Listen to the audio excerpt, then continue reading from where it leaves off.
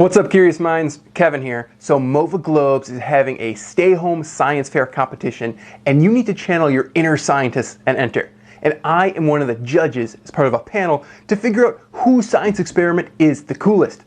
So to kick this off, I'm going to do an at-home science experiment. So you're going to need a few things: adult supervision, safety glasses, balloons, a candle, lighter, and water. Blow up your balloon. Light your candle. Take your balloon and hold it over the flame of the candle.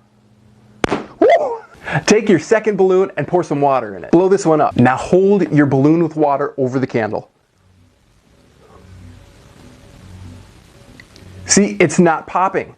So the water is absorbing the heat from the candle. But I'm a NASA rocket scientist, right? So I need to take this one step further. Balloon full of water is going to hold up to the blowtorch.